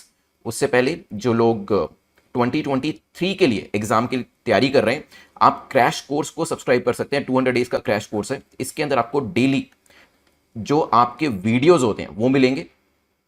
इसके अंदर डेली एमसीक्यू प्रैक्टिस आपको मिलेगी और इस एमसीक्यू को लेकर नोट्स भी आपको मिलने वाले हैं। ठीक है, तो आपको क्या करना है, सिंपली डे 1 पे जाना है, उसे ओपन करना है, जो डे 1 के सारे असाइनमेंट्स है उसे कंप्लीट करने हैं, फिर उसे रिवाइज करना है। उसी तरीके से day 2, day 3, day 4, day 5 200 days में आपका जो क्रैश कोर्स है वो कंप्लीट हो जाएगा। तो इस तरीके से आप तैयारी कर सकते हैं। exam.network.com पर जाकर आप इस कोर्स को चेकआउट कर सकते हैं। जो यूपीएससी 2023 है ये 500 डेज का कोर्स है, आप इसके अंदर भी एनरोल करा सकते हैं। जो 200 डेज है वो तो आपको इसके अंदर मिलेंगे ही मिलेंगे, एक्स्ट्रा 300 डेज इसके अंदर मिलने वाले हैं जिसमें आपकी जो मेंस की तैयारी है वो भी यहाँ पर उसको लेकर भी मटेरियल आपको प्रोवाइड किया जाता है। Let's move to next question which is question number 6, जो कि ग्रीन मैन्योर को लेकर है पूछा गया। इसको लेकर बताएं कौन सा कथन सही है। Punjab is promoting green manure, क्या पंजाब इसको प्रमोट कर रहा है, हो सकता है। Punjab per hectare fertiliser consumption is one of the highest in the country. Punjab के अंदर अगर हम देखें पर हेक्टेयर में जो फर्टिलाइजर को कंज्यूम किया जाता है वो पूरे इंडिया के अंदर सबसे ज्यादा है। सोचिए 10 सेकेंड्स आपके पास है, क्या पंजाब इसको प्रमोट कर रहा है, क्या लगता है। देखिए अगर आपने इस क्वेश्चन का आंसर सही नहीं दिया तो ये क्वेश्चन आपको बताएगा कि कहीं ना कहीं जब आप वीडियो देख भी रहे हैं ना वहां पर भी कहीं ना कहीं हो सकता है मल्टीटास्किंग कर रहे हो, आपकी अटेंशन ना हो। क्योंकि जस्ट अभी 5th क्वेश्चन में ही तो मैंने बताया कि यस पंजाब के अंदर इसे प्रमोट किया जा रहा है, तो ये स्टेटमेंट तो ठीक है, लेकिन ये उन लोगों के लिए एक रियलिटी चेक है। क्योंकि मुझे पता है जब हम लोग भी वीडियो देखा करते थे या फिर राज्यसभा के ऊपर जो आपकी डिबेट्स आया करती थी उसमें से नोट्स बनाया करते थे, कई बार देखते देखते माइंड जो है वॉन्डर कर जाता है।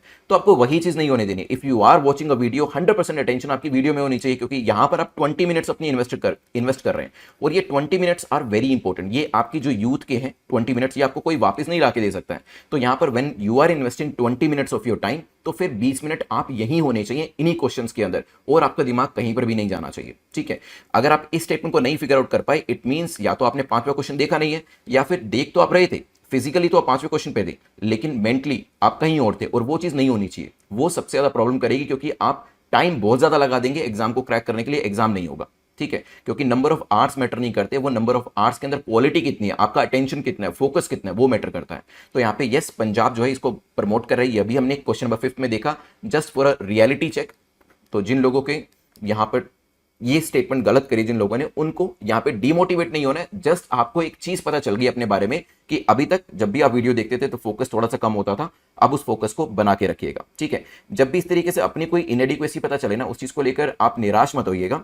ये चीज सोचिए कि उस चीज के बारे में अगर यहां से नहीं पता चलता, 1 साल बाद पता चलता, तो 1 साल वेस्ट हो जाता। अच्छा वो आपको ये चीज आज ही पता चल गई, आज से ही उसके ऊपर काम करना शुरू कर दीजिए। सेकंड स्टेटमेंट के बारे में बात करें तो यस फर्टिलाइजर कंजम्पशन यहां पर काफी ज्यादा है, तो करेक्ट आंसर क्या हो जाएगा, C will be the correct answer. Let's move to next question, जो कि क्वेश्चन नंबर 7 है, जो कि सर्च इंजन को लेकर पूछ रहा है। बताइए सर्च इंजन को लेकर कौन सी स्टेटमेंट करेक्ट है, कौन सा कथन सही है। जो सर्च इंजन होते हैं ये आपकी लोकेशन को अकाउंट फॉर नहीं करते, मतलब आपकी लोकेशन को लेकर ये डेटा इकट्ठा बिल्कुल भी नहीं करते हैं। सेम सर्च इंजन, मान लीजिए गूगल के ऊपर अगर मैंने यूपीएससी लिखा और गूगल के ऊपर आपने यूपीएससी लिखा, तो रिजल्ट ये कह रहा है कि दोनों यूजर्स को अलग अलग मिल सकते हैं। हो सकता है ये भी। 10 सेकेंड्स सोचिए। देखिए जितने भी ये सर्च इंजन होते हैं कैसे काम करते हैं, ये काम करते हैं एल्गोरिदम से, और एल्गोरिदम के अंदर क्या होता है, आपकी पास्ट सर्चेस, आपका ऑनलाइन बिहेवियर और आपकी लोकेशन भी मैटर करती है। ठीक है, अगर कोई व्यक्ति अमेरिका में बैठकर यूपीएससी सर्च कर रहा है और कोई व्यक्ति इंडिया में बैठकर कर रहा है, डेफिनेटली रिजल्ट अलग अलग आएंगे और वैसे भी रिजल्ट अलग अलग आते हैं। तो yes, it does not take into account your location. नहीं भाई, लोकेशन तो सबसे पहले इसके द्वारा ली जाती है आपके। आपने देखा होगा जब भी गूगल होता है उसके नीचे अगर आप कुछ भी टाइप करें, यूपीएससी टाइप करें, बिल्कुल लास्ट पे आ जाएगा फुटर वाले एरिया के अंदर, वहां पर आपको आपकी लोकेशन भी दिख जाएगी। ठीक है, कोई ना कोई सिटी इसने ऑटोमेटिकली पिक कर रखी होगी। Same search engine different result देते हैं, ये बिल्कुल ठीक हो जाता है। करेक्ट आंसर क्या होगा? B will be the correct answer. Let's move to question number 8। अच्छा, उससे पहले मैं आपको बताऊं, देखिए ये सारे सर्च इंजन तो हमें पता ही है। आप क्या मुझे बता सकते हैं कि ऐसा कौन सा सर्च इंजन है जो कि आपके डेटा को इकट्ठा नहीं करता है? यूजुअली आपने देखा होगा काफी सारे सर्च इंजन है, वो आपके बिहेवियर को देखते हैं और आपका डेटा इकट्ठा करते हैं, ताकि जब भी नेक्स्ट टाइम आपको ऐड दिखाई जाए वो वही ऐड हो जिस चीज को आप Amazon के ऊपर या फ्लिपकार्ट के ऊपर सर्च कर रहे थे। ये सभी के साथ होता है, आपने भी देखा होगा। जिन कपड़ों को आप सर्च कर रहे थे फ्लिपकार्ट के ऊपर, मिंत्रा के ऊपर या Amazon के ऊपर, या फिर जो जूतों को आप सर्च कर रहे थे, ठीक है, या फिर कोई यूपीएससी की बुक को आप सर्च कर रहे थे, वही चीज आपको एडवर्टीजमेंट के तौर पर बार बार दिखने लगती है।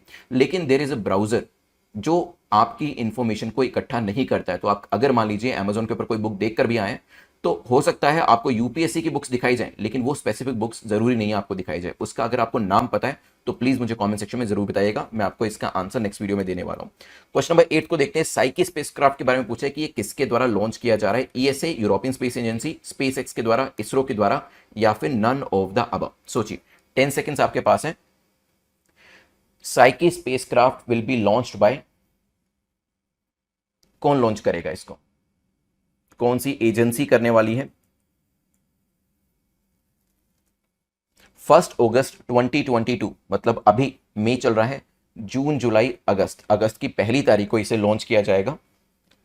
कौन इसको लॉन्च करने वाला है? क्या लगता है? चलिए देखिए, ना ही ईएसए है, ना ही स्पेसएक्स है, ना ही इसरो है, इसे नासा लॉन्च करेगा। नासा का मिशन है ताकि मेटल रिच एस्ट्रॉइड, साइकी नाम का एक एस्ट्रॉइड है, ठीक है, उसको यहां पर स्टडी किया जाएगा। Psyche mission will explore the metal rich asteroid of the same name. तो स्पेसक्राफ्ट का नाम भी वही है और एस्ट्रॉइड का नाम भी वही है, ठीक है। चलिए चलते हैं नेक्स्ट क्वेश्चन के ऊपर, विच इज क्वेश्चन नंबर 9, जो कि साइकी एस्ट्रॉइड को लेकर ही है, जिसको स्टडी करने के लिए भेजा जा रहा है। Spacecraft will travel to asteroid belt between Mercury and Jupiter. तो इसमें क्या होगा? स्पेसक्राफ्ट को जो एस्ट्रॉइड बेल्ट है उसके बीच में भेजा जाएगा। Psyche asteroid is largely composed of निकल आयरन मेटल। ये जो साइकी एस्ट्रॉइड है इसमें निकल और आयरन मेटल काफी ज्यादा मात्रा में पाई जाती है। Astronomers believe that the reason behind साइकीज unusually high metal content is that it formed early in our solar system history. Astronomers का मानना यह है कि ये जो साइकी आपका एस्ट्रॉइड है इसमें ज्यादा मात्रा में मेटल इसी वजह से मिलती है क्योंकि ये हमारे सोलर सिस्टम की हिस्ट्री के अंदर काफी पहले बना था। 10 सेकेंड्स सोचिए, 3 स्टेटमेंट्स है, वन बाय वन। देखिए, ये जो स्पेसक्राफ्ट है it will travel to asteroid belt, that is for sure. और जानते हैं आप एस्ट्रॉइड बेल्ट एम और जे के बीच में, जिसको मैं कहता हूं कि माइकल जैक्सन करके भी याद रख सकते हैं, किसी भी तरीके से आप याद रख सकते हैं, इसके बीच में रहती है। लेकिन एम क्या है यहां पर? मार्स, ना कि मर्क्यूरी। तो मार्स और जुपिटर के बीच की जो एस्ट्रॉइड बेल्ट है वहां पर ये ट्रैवल करेगा। अगर आप इस चीज को पकड़ लेते, सिर्फ एक छोटी सी चीज की मर्क्यूरी की जगह मार्स होगा, तो यहां पर आप बी सी डी तीनों को ही एलिमिनेट कर देते हैं एंड बाय डिफॉल्ट आपका आंसर ए आ जाता, ठीक है, क्योंकि सेकंड थर्ड स्टेटमेंट आपकी करेक्ट हो जाती है। चलिए let's move to last question, जो ई सेंसस को लेकर है, पूछा गया। ई सेंसस को लेकर बताएं कौन सी स्टेटमेंट आपकी करेक्ट है, कौन सा कथन सही है।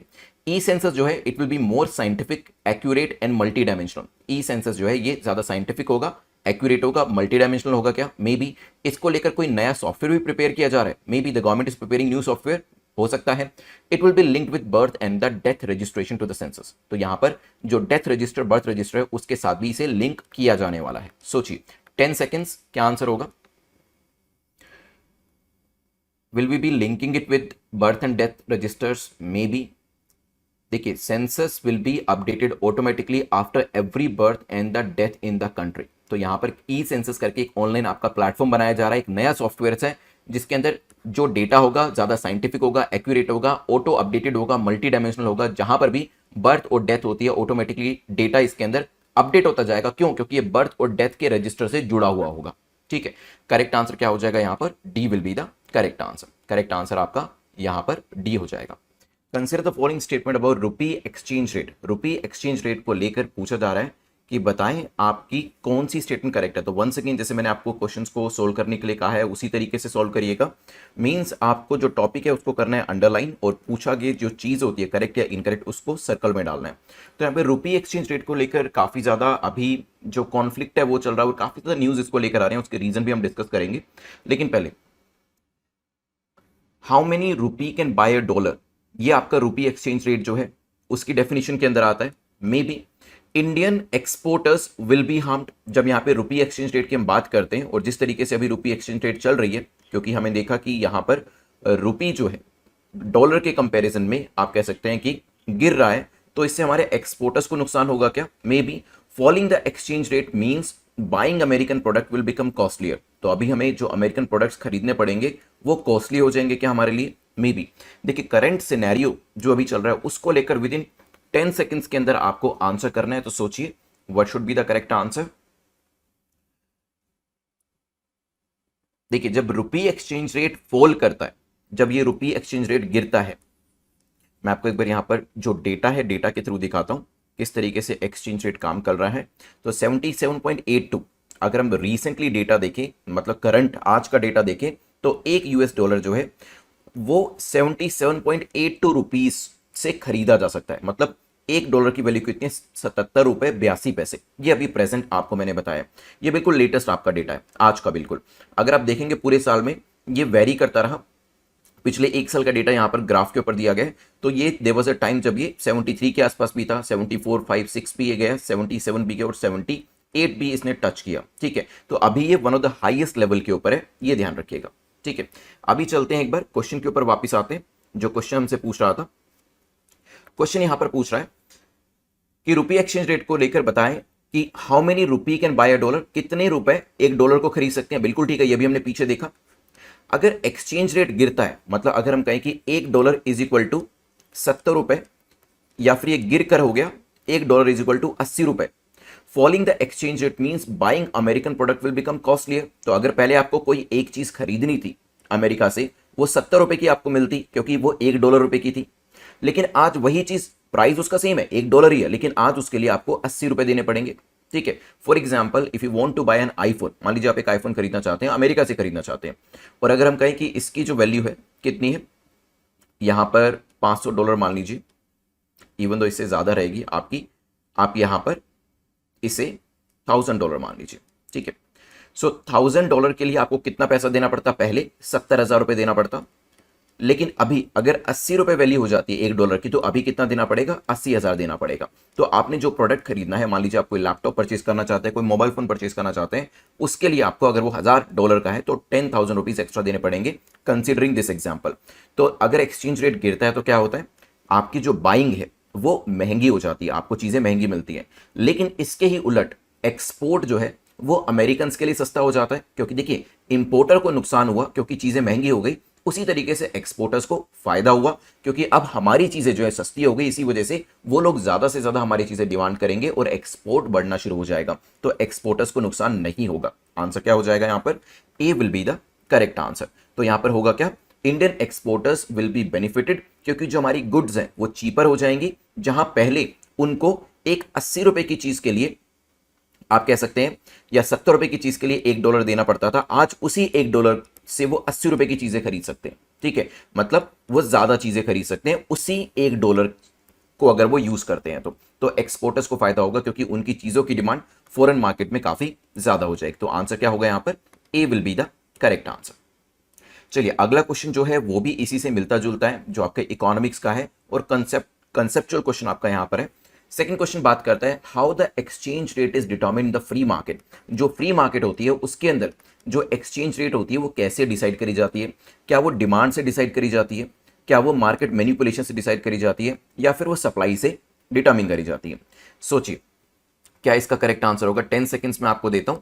सो क्या वो डिमांड से, मार्केट मैनिपुलेशन से, सप्लाई से? देखिए अगर हम फ्री मार्केट इकोनॉमी की बात करते हैं, exchange rate is decided by demand and supply. किस करेंसी की कितनी डिमांड है, कितनी सप्लाई है, उसके बेसिस पे ही यहां पर जो इंटरसेक्शन पॉइंट आता है, जो वैल्यू है करेंसी की, वो डिसाइड करी जाती है। इमेजिन करिए कि अगर मार्केट के अंदर रुपी की डिमांड बढ़ती है तो क्या होगा?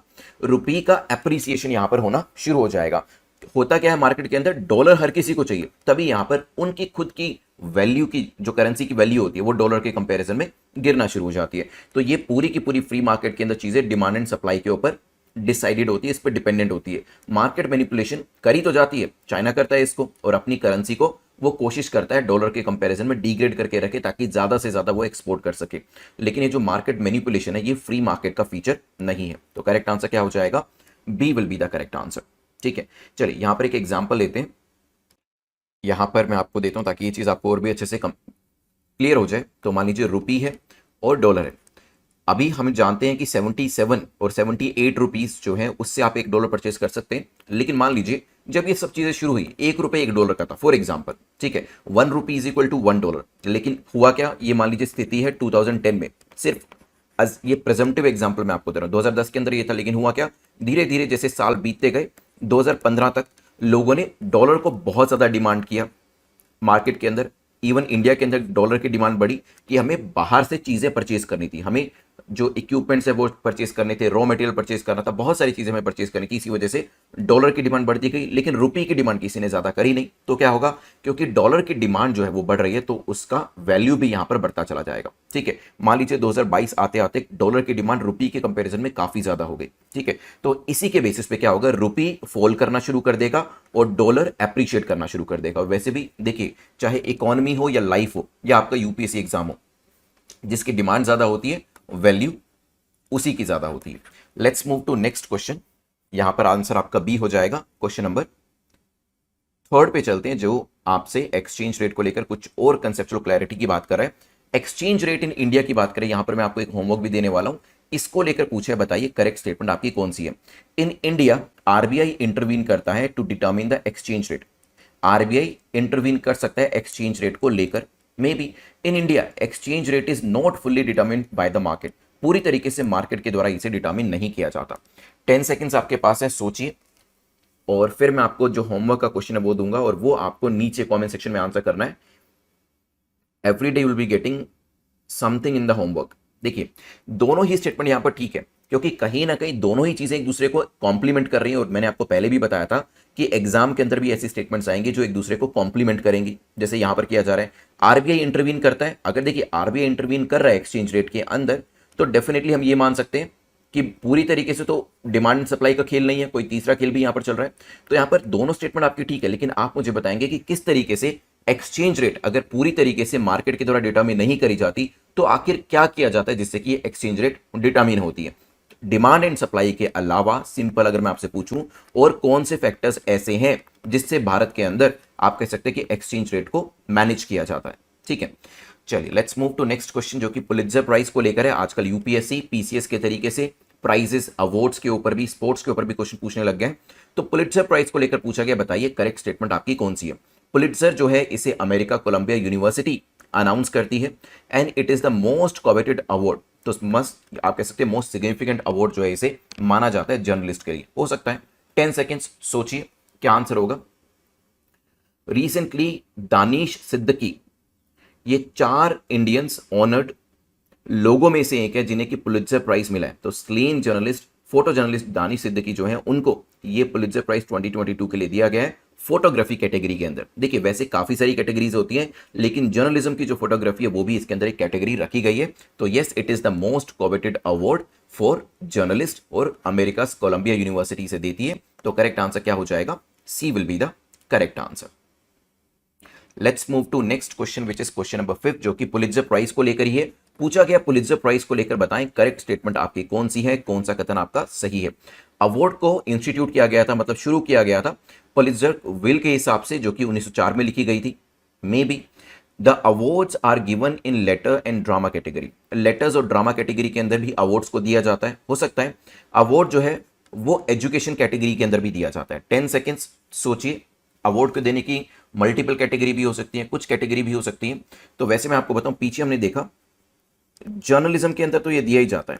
जर्नलिज्म के अलावा लेटर ड्रामा कैटेगरी के अंदर भी ये दिया जाता है, ये आपका एजुकेशन के अंदर भी दिया जाता है और ट्रैवलिंग के अंदर भी दिया जाता है। तो यहाँ पर ट्रैवलिंग स्कॉलरशिप बेसिकली इसमें दी जाती है। तो ये पुलित्जर प्राइज जो है पुलित्जर विल के हिसाब से 1904 के अंदर लेकर आया गया था। लेटर ड्रामा हो गया, एजुकेशन हो गया, उस कैटेगरी के अंदर, जर्नलिज्म की कैटेगरी के अंदर भी इसे दिया जाता है, ध्यान रखिएगा। Now correct answer once again all of the above यहां पर करेक्ट हो जाते हैं, ठीक है। वैसे मैं आपको बताऊं यहां पर भारत के अंदर भी जो गदर पार्टी थी, हमने जो भारत के लिए बनाई थी अमेरिका के अंदर, गदर पार्टी सैन फ्रांसिस्को में काम करती थी अमेरिका में। इंडियन अमेरिकन जर्नलिस्ट थे जिनका नाम था Govind Bihari Lal. He was the first Indian जिनको एक पुलित्जर प्राइज जर्नलिज्म के लिए दिया गया था। याद करिए गदर पार्टी का नाम गदर भी इनके जो एक बुकलेट आती थी, जो न्यूज़पेपर आता था, उसके नाम पर रखा गया था, ठीक है। So Govind Bihari Lal was the first Indian you can say जिनको जर्नलिज्म के लिए 1937 के अंदर ये अवार्ड जो है दिया गया था, ठीक है। चलिए let's move to next question, question number 6। आप exam.netmoc.com, देखिए exam.netmoc.com के ऊपर आपके काफी सारे कोर्सेज अवेलेबल हैं।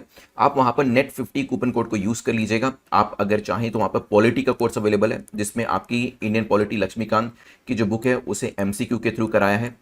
इसी तरीके से स्पेक्ट्रम जो आपकी मॉडर्न इंडियन हिस्ट्री है उसे यहाँ पर एमसीक्यू के थ्रू कराया है। तो काफ़ी सारे कोर्सेज एमसीक्यूज के वहाँ पर अवेलेबल है, जिससे आप पूरे एरिया को, पूरे सब्जेक्ट को कवर कर सकते हैं एमसीक्यू के थ्रू, ठीक है। और इसी तरीके से आपका एक 200 डेज का कोर्स अवेलेबल है, जिसमें 200 दिन के अंदर ये सारी सीरीज आपकी जो एमसीक्यूज की है वो कवर करा दी जाती हैं। तो हर दिन आपको वीडियोस मिलते हैं, एमसीक्यू प्रैक्टिस करने के लिए मिलते हैं। वीडियोस कौन से होते हैं? वीडियोस आपके एमसीक्यूज वाले ही होते हैं। तो एमसीक्यूज की प्रिपरेशन करते करते आप यहाँ पर अपना सिलेबस जो है वो कंप्लीट कर सकते हैं 200 डेज के अंदर। तो इसे भी आप exam.netmoc.com पे चेकआउट कर सकते हैं। This is one of the best course जो हमने क्रिएट किया था और लास्ट ईयर स्टूडेंट्स को काफी ज्यादा इससे हेल्प मिली है। तो इसको भी exam.netmoc.com पे नेट 50 कूपन कोड के साथ आप सब्सक्राइब कर सकते हैं। Let's move to next question which is question number 6, जो कि बात कर रहा है सेडिशन लॉ को लेकर। पूछा गया सेडिशन लॉ को लेकर बताएं कौन सी स्टेटमेंट करेक्ट है। ये एक नॉन बेलेबल ऑफेंस है, इसमें बेल नहीं होती। It's a punishable with imprisonment up to 5 years, 5 साल की सजा इसके अंदर दी जा सकती है। एंड इसके अंदर जिस व्यक्ति को चार्ज किया जाता है उसे गवर्नमेंट जॉब से भी बार कर दिया जाता है। So the person charged under this law he और she is barred from the government jobs as well. हो सकता है, सोचिए क्या आंसर होगा इसका। बेसिकली 124A, सेक्शन 124A जो है वो सेडिशन को लेकर है। सेडिशन जो है it is a non bailable offence और इसमें पनिशमेंट भी दी जाती है, बिल्कुल ठीक है। तो पहला तो नॉन बेलेबल ऑफेंस हो गया और इसके अंदर जो फाइन है, फाइन लगाने का प्रावधान रखा गया और फाइन के साथ साथ 5 साल नहीं 3 साल की यहां पर सजा का प्रावधान रखा गया है। तो इंप्रिजनमेंट करी जाती है बट अप टू 3 ईयर्स, ये ध्यान रखेगा। The person charged under this law is also board from government job. Government job भी उसको नहीं दी जाती, वहां से उसे टोटली प्रोहिबिट कर दिया जाता है, उसका पासपोर्ट भी सीज कर लिया जाता है गवर्नमेंट के द्वारा, ठीक है। करेक्ट आंसर क्या हो जाएगा? B will be the correct answer, क्योंकि सेकंड स्टेटमेंट आपकी जो है इनकरेक्ट हो जाती है नाउ। और मुझे अच्छे से याद है कि जब मैंने अपनी प्रिपरेशन यूपीएससी की शुरू करी थी 2008-9 में, मैंने द हिंदू न्यूज़पेपर पढ़ना शुरू किया था, तब से सेडिशन को लेकर बातें और जो आर्टिकल्स हैं वो आते रहते हैं और वहां पर घुमा फिरा के यही बात करी जाती है कि भाई ये एक आर्काइक लॉ है, इसे हटा देना चाहिए। Now this can be a question of debate, या आपके मेंस में भी पूछा जा सकता है कि क्या सेडिशन लॉ को रखना चाहिए, क्या इसकी आज रेलेवेंस है या नहीं है। वैसे मैं आपको बताऊं तब से इसको लेकर टॉक्स हो रही है, चाहे गवर्नमेंट ए रूल कर रही हो, गवर्नमेंट बी रूल कर रही हो। इसको लेकर तब भी बात करी जाती थी कि ये जो सेडिशन लॉ है ये अंग्रेजों के टाइम का लॉ है, ये एक ड्रैकोनियन लॉ है, इसे हटा देना चाहिए। और आज भी अगर आप देखेंगे यही बातें हो रही है। और यहां पर ये भी एग्जाम्पल दिया गया, इस तरीके के जो इन्फोग्राफिक होते हैं उसको सेव करके जरूर रखिएगा। यहां पर भी ये बात करी गई है कि ये उस तरीके से है कि जैसे आप एक कारपेंटर के हाथ में जो सॉ होता है जिससे कि वो लकड़ी को काटता है वो दे दें, जिससे एक पेड़ काटने की बजाय वो पूरे जंगल को काट दे। तो ऐसे भी एग्जाम्पल यहां पर दिए गए। जो सेक्शन 124A है आईपीसी का, वो ये कहता है इसके अंदर जब भी व्यक्ति अपने वर्ड से कुछ ऐसे शब्द बोलता है या कोई ऐसा अटेम्प्ट करता है या हेट्रेड की भावना पैदा करने की कोशिश करता है, कॉन्टेम्प्ट करता है या दूसरों को एक्साइट करता है, जिससे कि जो गवर्नमेंट है उसके लिए डिसअफेक्शन लोगों का बढ़ता है, ठीक है, डिसअफेक्शन टुवर्ड्स द गवर्नमेंट, जो कि लॉ के द्वारा हम लोगों के द्वारा चुनकर एस्टैब्लिश करी गई है। तो बेसिकली कहने का मकसद ये है कि अगर आप गवर्नमेंट को परेशान करते हो, अनस्टेबिलिटी या डिस्टेबिलिटी लाने की कोशिश करते हो कंट्री के अंदर, तो यहां पर आपको सेडिशन के अंदर चार्ज किया जा सकता है। ब्रिटिश सरकार ने तो काफी सारे जो नेशनलिस्ट हुआ करते थे हमारे देश के, उनको इसके अंदर चार्ज किया था। लेकिन आजकल देश के अंदर आप देखते हैं कि जब भी आपको कोई सरकार, कुछ लोगों को कभी कोई सरकार पसंद नहीं आती है, तो उस केस के अंदर ये सेडिशन लॉ जो है कई बार एग्जीक्यूट कर दिया जाता है। खैर देखते आने वाले टाइम में क्या होता है, क्योंकि बहुत बार इसका इस्तेमाल सही तरीके से सही लोगों के अगेंस्ट में भी किया जाता है, जो कि सच में ही देश के अंदर इंस्टेबिलिटी लाने की कोशिश कर रहे होते हैं, but at the same time कई बार इसका मिसयूज भी किया जाता है। तो वहां पर देखने की जरूरत है कि कैसे मिसयूज को कम किया जाए। खैर, यहां से आगे बढ़ते हैं। कौन ऐसे पहले भारतीय थे जिनको सेडिशन लॉ के अंदर चार्ज किया गया था? So who was the first Indian to be charged under sedition under this law? जल्दी से 10 सेकंड के अंदर आंसर करें। महात्मा गांधी, नेहरू, लोकमान्य तिलक या फिर नन ऑफ द अबव? सोचिए क्या आंसर हो सकता है। वैसे मैं आपको बताऊं तो एक टाइम पर लोकमान्य तिलक और महात्मा गांधी तो दोनों को तो चार्ज इसके अंदर किया ही जा चुका है, ठीक है। लेकिन जो पहले भारतीय थे उनको 1891 में, जब गांधी जी भारत थे ही नहीं, वो तो अफ्रीका के, साउथ अफ्रीका के अंदर अपने केसेस लड़ रहे थे, जोकेश Chandra Bose, J C Bose, he was the first Indian जिसको कि सेडिशन के अंदर चार्ज किया गया था। वैसे आगे जाकर महात्मा गांधी की राइटिंग्स और उनकी लीडरशिप को लेकर, लोकमान्य तिलक की लीडरशिप को लेकर भी उनके ऊपर ये चार्जेस लगाए गए थे, ठीक है। तो करेक्ट आंसर वैसे क्या होगा? None of the above, because the correct answer is जोगेश चंद्र बोस। क्वेश्चन नंबर 8 को देखते हैं, जो कि ओपन रेडियो एक्सेस नेटवर्क को लेकर है, पूछा गया बताएं करेक्ट स्टेटमेंट इसको लेकर कौन सी है। ये की पार्ट है of the mobile network system. ये मोबाइल नेटवर्क सिस्टम का एक इंपॉर्टेंट पार्ट है जिसमें एंटीना होता है जो कि सिर्फ सिग्नल्स दे सकता है स्मार्टफोन्स को, ठीक है। The signals are digitize, signals को फिर डिजिटाइज भी कर दिया जाता है। तो सिग्नल्स को डिजिटाइज किया जाता है, सिर्फ एंटीना के साथ ये सिग्नल्स को स्मार्टफोन तक भेजता है, और ये मोबाइल नेटवर्क सिस्टम का काफी इंपॉर्टेंट एरिया है। 3 स्टेटमेंट वन बाय वन सोचिए क्या होगा।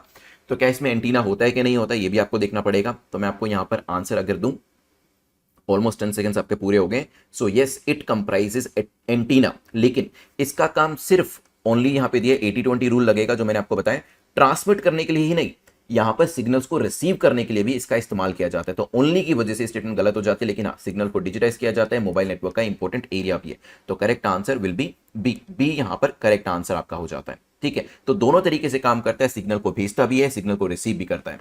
नेक्स्ट क्वेश्चन जो कि सिमलीपाल को लेकर है, सिमलीपाल को लेकर पूछा गया बताएं कौन सी स्टेटमेंट आपकी करेक्ट है। ये उड़ीसा में लोकेट करता है क्या? Maybe. यूनेस्को ने ऐड किया है this network park to its list of biosphere reserve, biosphere reserve में यूनेस्को ने इसे ऐड किया हुआ है क्या? हो सकता है। गवर्नमेंट ऑफ इंडिया ने इसे डिक्लेयर किया था बायोस्फीयर रिजर्व 1994 के अंदर। सोचिए क्या करेक्ट आंसर होगा। क्या ये बायोस्फीयर रिजर्व है?